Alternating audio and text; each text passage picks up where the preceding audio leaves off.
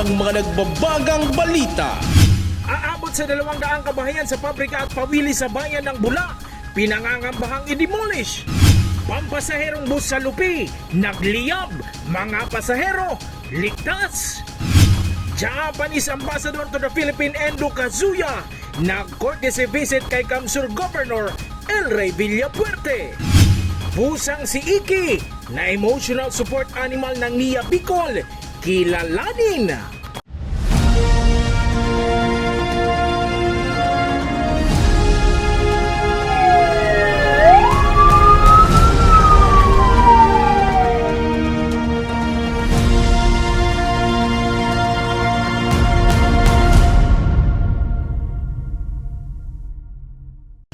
Magandang gabi.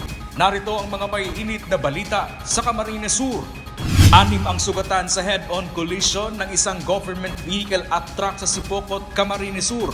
Driver ng truck nawalan umano ng kontrol matapos mag-overtake sa accident-prone area. Narito ang ulat. Basag ang salamin at halos UP ang van na ito matapos masalpok ng isang truck sa kurbadang porsyon ng daang Maharlika Highway sa barangay Manangle, Sipocot, Camarines Sur pasado alas 4 ng hapon kahapon, February 23. Sa tindi ng salpukan ng dalawang sasakyan, parehong naipit ang driver ng van at truck. 6 ang sugatan sa insidente kasama na ang mga sakay na abogado ng Bureau of Internal Revenue BIR na mula pa sa Metro Manila. Sa investigasyon ng Sipocot Police, patungong Metro Manila ang truck habang patungo naman sa Naga City ang government vehicle. Pababa po yun, yung pinangyarihan ng aksidente.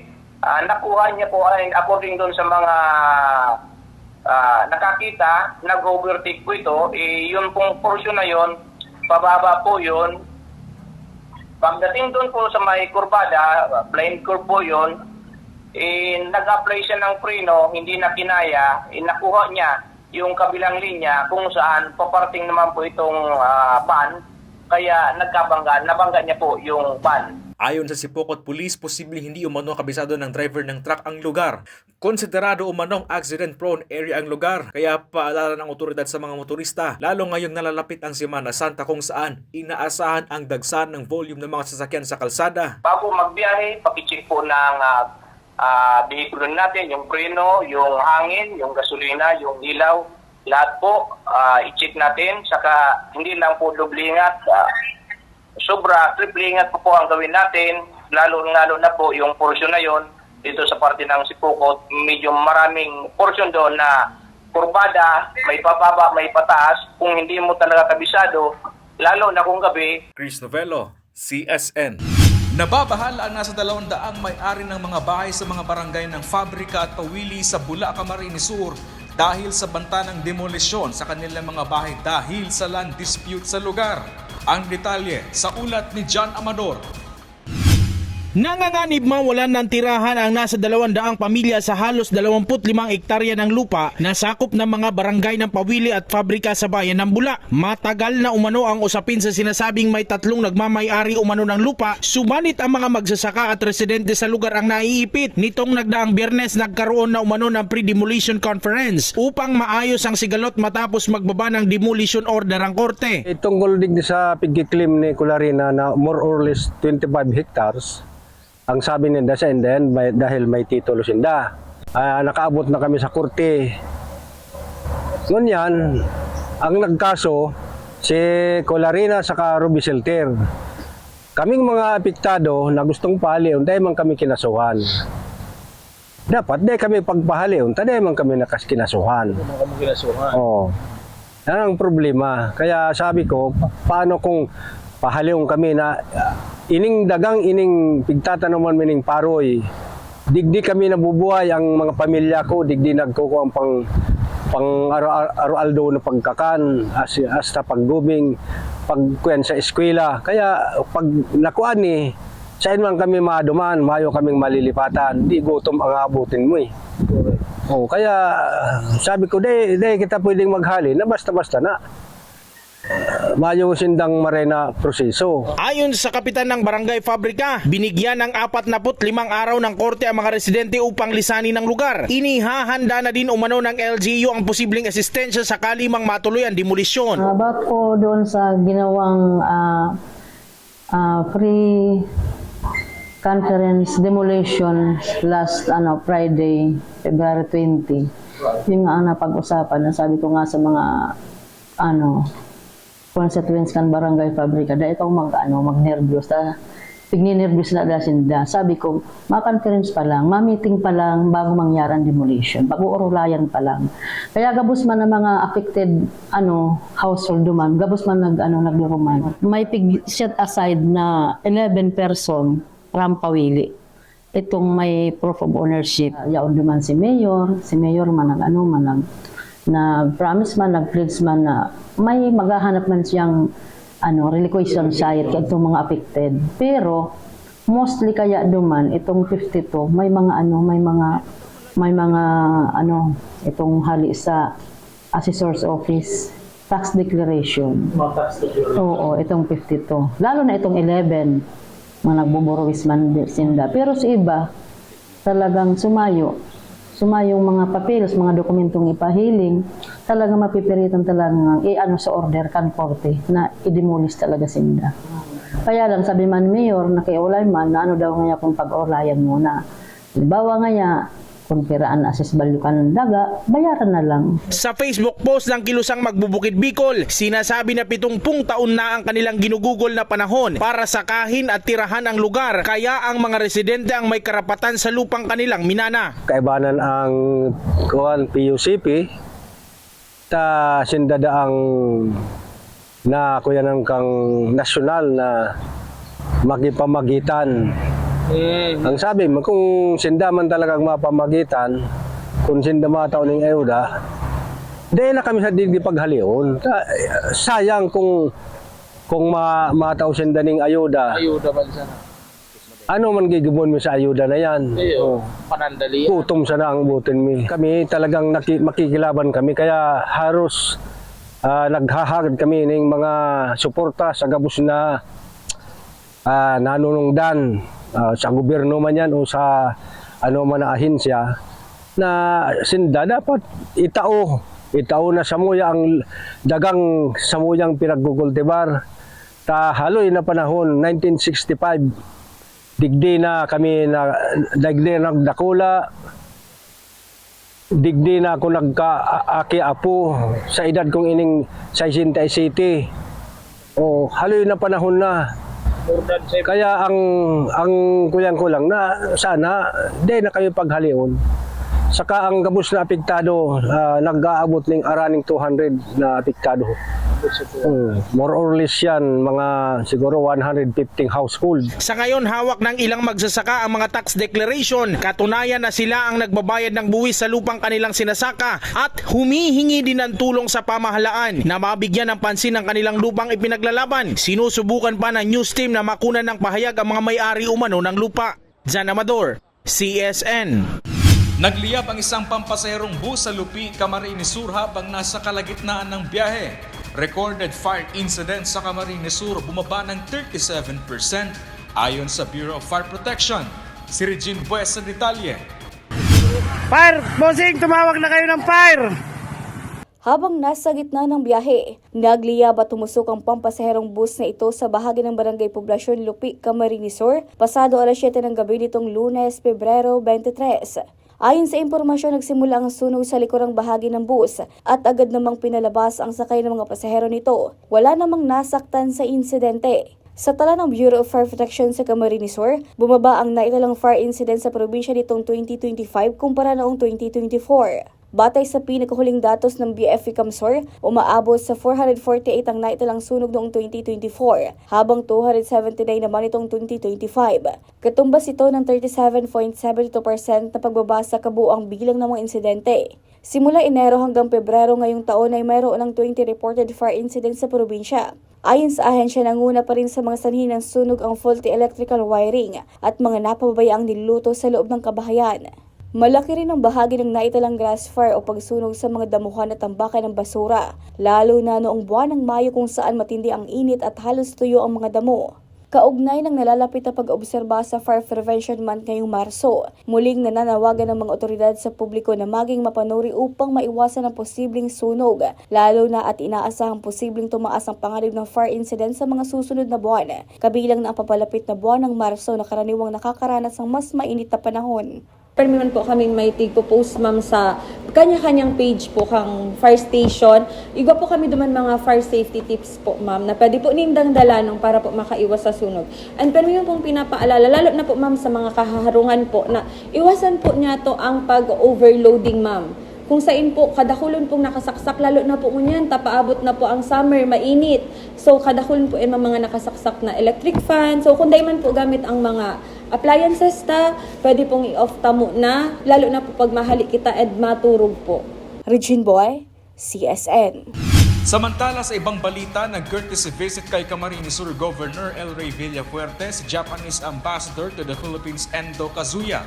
Tiniyak ni Ambassador Endo ang mas maigting pang-ugnayan ng Japanese government at ng Kamsur. Narito ang ulat. Mainit na sinalubong ng provincial government ng Camarines Sur ang embahada ng Japan sa Pilipinas na pinangunahan ni Ambassador Endo Kazuya. Dumiretso sa Capitol Complex si Ambassador Endo Kazuya para sa courtesy visit kay Kamsur Governor El Rey Villafuerte. Ayon kay Japanese Ambassador to the Philippines Endo Kazuya, na unang bumisita sa Kamsur, natalakay niya kay Governor El Rey Villafuerte ang kanyang suporta sa mga programa ng probinsya tulad ng itinatayong food processing, training programs, mga programa sa kalusugan at investments. We have also been supporting various small-scale projects, including the public health or the promotion of the food processing training in this province. And at the same time, there are some Japanese companies who have been investing in this province. Sa courtesy visit ni Ambassador Endo, inilatag rin ni Governor El Rey Villafuerte sa hiling ng embahador ang mga areas for investment sa probinsya. Target rin ng gobernador na maipakilala sa Japan ang natatanging ganda ng probinsya sa tulong ni Ambassador Endo. For more than 1 hour, nilatag natin whether renewable energy, agriculture, information technology, and we're setting up a meeting na sa mga travel agents sa Japan that gusto natin i-attract ang mga turista na Japanese sa ating probinsya. Mahilig sila mag-golf, mahilig sila mag-beach, mahilig sila mag-adventure tourism. So sabi ko, if I have to go to Japan to meet with these people, mi-meet natin. Then yung mga Japanese tourist operators na nagdadala ng 100,000 turista sa Philippines, imi-meet rin natin sa Manila para maging part ng Kamsur sa destination. Naghandog rin ang Japanese government ng ambulansya sa LGU Sipocot sa tulong ni Kamsur 1st District Representative Hori Horibata. Malaking tulong mo na ito sa bayan lalo't may karagdagang transport asset sa pagbiyahe ng mga pasyente sa mga ospital tulad sa Bicol Sanitarium. Thank you so much po to our beloved Ambassador Endo from Japan. Finally, meron na po tayong ambulance galing po sa Japan in Sipocot, Camarines Sur 1st District. Malaking bagay po. Una-una, there's so many cases na kulang yung ambulance, and para if you have ambulance po, mabilis po yung delivery ng patient to the hospital. Pwede rin sa district hospital, pwede rin po sa sanitarium. Tiniyak rin ni Ambassador Endo na lalalim pa ang ugnayan ng Japanese government at ng Camarines Sur, lalo't nakatakdang gunitain ngayong taon ang 70th anniversary ng diplomatic ties ng Pilipinas at Japan. And I hope that we could also deepen our ties between Japan and the province. And this year also marks the 70th anniversary of our friendship between the Philippines and Japan. And I hope that utilizing this commemorative year, we could further deepen our ties between the friends in the province and Japan. Chris Novello, CSN. Maagang pinaghahandaan ng kapilya ng amang hinulid sa bayan ng Calabanga ang Semana Santa ngayong taon. Inaasahan na rin ng chapel ang dagsa ng mga deboto at pilgrim habang nalalapit ang Semana Santa. Si Darlene Lastrulio sa detalye.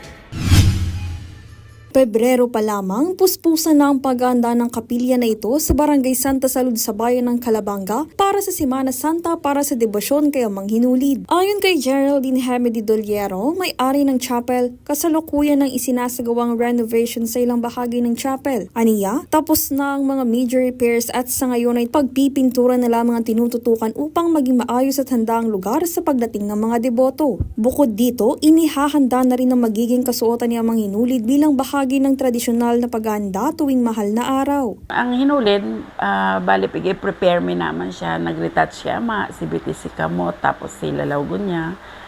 Kasi siyempre kakapuro nasa, medyo naman siya. Tapos, iyo man tong horna ang apod, itong higdaan niya. Big gold leaf, pinagayon talaga. Tapos, sa misahan, sudma pa lang niya natatapos. Tapos, iyan naman, buong chapel, repaint kami para magayon pag arabot ng bisita. Sa kasalukuyan, karamihan sa mga dumarayo ay mga residente ng Calabanga. Ngunit may ilan na ring deboto mula sa iba't ibang lugar, kabilang ang mga taga-Maynila na personal na nagtutungo sa chapel upang manalangin at mag-alay. Marami sa mga bumibisita ay kabataan, mga estudyante at maging mga pamilya ng may karamdaman. May ilan umano na nag-iiwan ng personal na gamit bilang simbolo ng kanilang panata at panalangin para sa kagalingan at katuparan ng kanilang mga kahilingan kay Amang Hinulid. Maging matatag pa ang pamilya and palagi pong maging.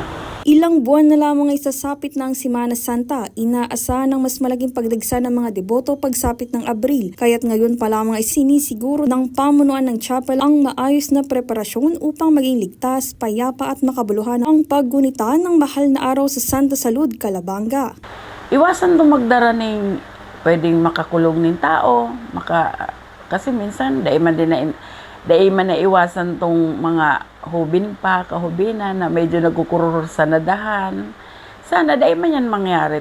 Hirak man kaya ka nadadamay. Talagang minsan, siguro, palibasa mga hubin pa, may surusuruntukan, may kuror sa nadahan dyan sa luwas. Sana dahil man yan mangyari. Hirak man, ang gabos, mag-igdi kay Ama, kung anong mga pangaipo. Darlene Lastrulio, CSN. Nasa Camarines Sur ngayon ang Provincial Disaster Risk Reduction Management Office ng Zambales para sa isang benchmarking. Target ng opisina na matutunan ang best practices ng Camarines Sur sa disaster response na integrated with modern technology. Narito ang ulat. Mula sa lalawigan ng Zambales, nag-benchmarking sa PDRRMO Camarines Sur ang Disaster Risk Reduction Management Council ng Zambales. Ayon sa PDRRMO ng probinsya, malaking hamon sa kanilang lalawigan ang natural calamities tulad ng storm surge, bagyo, lindol at ang banta ng Mount Pinatubo. Nandito kami sa Camsur, pinag-aaralan namin yung mga approaches ninyo na wherein hindi naman nagkakalayo yung mga hazard na meron kayo.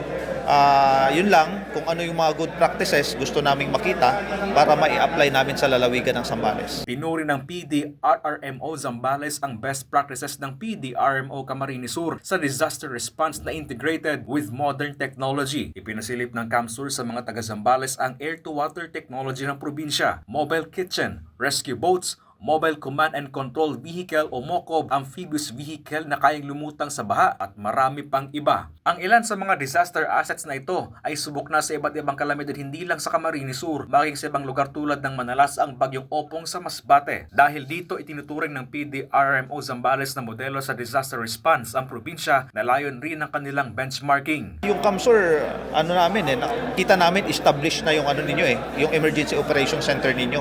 And with the presence of modern technology, meron na kayo dito Kaya gusto namin, kasi sa amin, syempre sa Zambales, hindi pa ganun ka-establish yung aming opisina.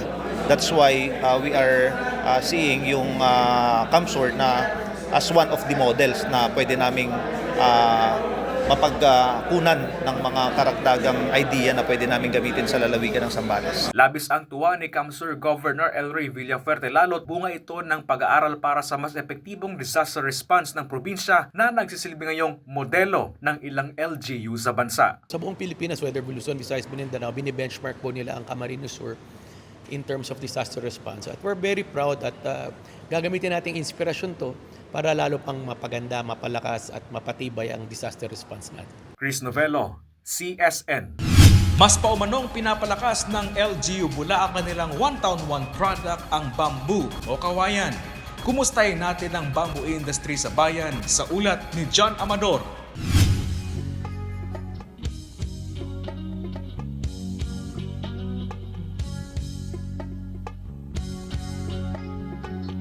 Welcome to Bula. Bula Masaryk. Bula Magayon. Ganito ilarawan ang One Town One Product o produkto ng isang bayan sa Camarines Sur, kung saan mismo ang pangalan ng bayan ay ipinangalan sa kanilang pinagmamalaking produkto. Maganda at matibay, ito ang pangunahing produkto ng bayan ng Bula. The etymology of the word Bula po, coming from the word itself, Bula, kawayan. Mayroon daw dalawang Spanish conquistadors na naglapag along the river bank of our municipality. So meron siyang nakita and natanong na mag-asawa na nag-split ng bamboos. And then tinanong niya on their language, Spaniard language, na anong lugar ito? Spanish yon, and di naman naintindihan ng local na taga-Bula. Ang akala nila tinatanong kung ano yung hinahawakan, and they said Bula kasi yung pakaintindi nila kung ano yung hinahawakan, and then that's the folklore na nag-start yung pangalan ng Bula as Bula. So in giving justice to our name, ang One Town One product ng local government unit of Bula na registered sa Department of Trade and Industry is engineered bamboo. Sa Sitio Cabaya sa Zone 5 San Roque, Bula, makikita din ang isang nursery ng iba't ibang variety ng kawayan na maaaring mabili. May variety na pang garden, pang furniture at maging sa construction. Meron ding malaking pavilion na halos 90% ng materyales ay gawa sa kawayan. Ayon sa LGU Bula, mas pang pinapalakas ng lokal na pamahalaan ang bamboo industry ng bayan. Katunayan, linilevel up pa nila ang mga traditional na gawang bamboo furnitures. Meron na ding mga lampshade, trophy at iba pa. Not just an ordinary bamboo. So ang ginagawa ng aming shared service facility located at Pawili, Bula, Camarines Sur, it's a shared facility of the Department of Trade and Industry, funded also by the local government unit, are engineered bamboos. So kung ano ang ipagawa mo sa kanila, not just that very typical ordinary sala set, ginagawa nilang mas presentable and export quality. So, pag may mga events, local events po kami, doon kami nagpapagawa ng trophies, magagandang lampshade and other memorabilias and other products po. Name it, give your design, and our local artisans will do it. Bamboo product ang Bula na nagpuun-puun sa traditional in-enhance to engineered bamboo production. Si traditional po kaya, halos na namulat kaya si mga bilog lang nagkawayan.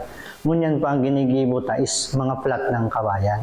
As in board na po siya, kaya pong habang kaya ang market ang innovation kang product, sige man bago. Kaya kita kayo po ang maghabol. Ang produkto tapo dito sa lokal, halos bistado po kita sa buong Bicol na kita po ang number 1 na naggigibo ng engineered bamboo products. Natampok na rin umano sa ilang mga expo ang kanilang world class na mga produkto. Meron po nagpapapersonalize. Pag may nagpapakustomize, saka kami bibili ng kawayan.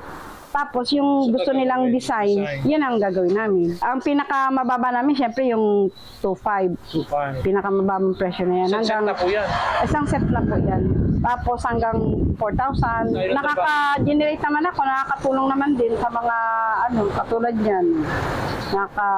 Bagay, konti lang naman yung employee ko kasi kami lang, pamilya. Buwan ng Abril hanggang Mayo at Nobyembre hanggang Disyembre umano ang kalakasan ng mga bamboo sala sets na ito at maraming kumukuha dahil sa unique na mga disenyo, kalidad ng mga kawayan nilang produkto. John Amador, CSN. Hindi pa man ganap na dinedeklara ng pag-asa ang pagsisimula ng tag-init.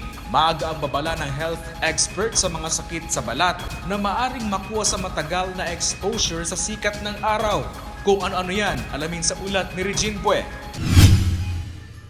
Hindi pa man ganap na inideklara ng pag-asa ang pagsisimula ng tag-init, tila the heat is on na kahit buwan pa lang ng Pebrero. Marami na rin ang nagbabalak ng mga outings at iba pang aktibidad sa labas. Subalit kaugnay ng patuloy na pagtaas ng temperatura, nagbabala ang mga health experts sa posibleng pagdami ng mga kaso ng sakit sa balat tulad ng sunburn at iba pang uri ng allergic reactions. Si Nanay Jessica Narido, residente ng Pili, Camarines Sur, nililimitahan niya umano ang paglabas ng kanyang anak kapag matindi ang sikat ng araw. Anila mas mabuting mag-ingat upang maiwasan ang posibleng epekto ng sobrang init sa kalusugan ng mga bata. Panatili yung malinig yan sa diri, mga palibot, aron kaya espero na siguro maging tubig, dakol. Ay, pag mainit sobra, Daig papaturog ko sinda. Ayon kay Dr. Junar Sivcon, Health Officer ng Provincial Health Office ng Camarines Sur, walang pinipiling edad ang mga sakit sa balat. Paliwanag nito na maaring maapektuhan ng sino man, bata man o matanda kapag labis ang pagkakabilad sa araw at kulang ang proteksyon. Paalala ng health expert sa publiko na iwasan ang matagal na pagbabad sa araw, lalo na sa mga oras na pinakamatindi ang init, at gumamit ng mga proteksyon tulad ng payong, sombrero at sunscreen upang makaiwas sa mga sakit na dulot ng matinding sikat ng araw. Lalo na yung may mga direct sun exposure, laging uminom ng tubig, no? Maraming tubig, tapos mag-sunscreen, no? Para maiwasan yung mga sunburn. Tapos laging maliligo and hand washing practices pa rin po. Regine Boy, CSN. Sumailalim sa Career Development Support Program ang mga anak ng overseas Filipino workers sa Calabanga, Camarines Sur. Malaking tulong umano ang programa lalo't maraming estudyante sa ngayon ang nahihirapan na pumili ng kurso sa kolehiyo. Narito ang ulat. Graduating na si Micaela sa Calabanga National Science High School, aminado siya bilang grade 12 student na mahirap umanong pumili ng kurso sa kolehiyo. Apekto ito dahil kapag sa school, pag may mga meeting or ganyan kailangan parent. Isa si Micaela sa mga dumalong senior high school students sa isinagawang Career Development Support Program sa pangunguna ng CAMSUR Public Employment Service Office o CAMSUR PESO, katuwang ang Overseas Workers Welfare Administration o OWA. Layo ng programang ito na mabigyan ng tamang gabay ang mga bata sa kanilang mga tamang kurso, maging ang kanilang career path para sa personal at professional. Kaugnay nito, magkakaroon daw rin sila ng mga opportunities na makapagbigay ng scholarships sa mga estudyanteng anak ng OFW, katuwang ang pamahalang panlalawigan at PESO. We are hoping na somehow, hindi po sa programa tang ini, maging positive, ang sa indang coping mechanism. Ma-curb kung igwa ng araw katong coping mechanism ang mga aki, and kung mayo pasindang effective coping mechanism, matabangan may pasindang mag-develop ng magayon na mechanism. Later on in the afternoon, after lunch, maybe we will be discussing the scholarship programs din ni OWA. Darlene Lastrullo, CSN. Ang agrikultura at pangingisda ang itinuturing na backbone ng ekonomiya ng isang bansa. Ngunit marami sa kanila ang tila na pagkakaitan ng mga benepisyo. Itinutulak ngayon ni Congressman Mix at Luigi Villafuerte ang fuel subsidy at healthcare benefits sa mga mangingisda. Si Darlene Lastrullo sa detalye. Sa loob ng halos 3 dekada, araw-araw na nakikipagsapalaran sa dagat si Tatay Toledo ng Sabang, Calabanga para may maihain sapag. Ngunit sa 36 na taon niyang pangingisda, aminado siyang bihira siyang makatanggap ng tulong mula sa pamahalaan. Ayaw mo nangyayari. Kaya bulto yung hinahanap sa mo. Kung ano ko kaya, dahil man nakuhamit sa marat na sa baruto.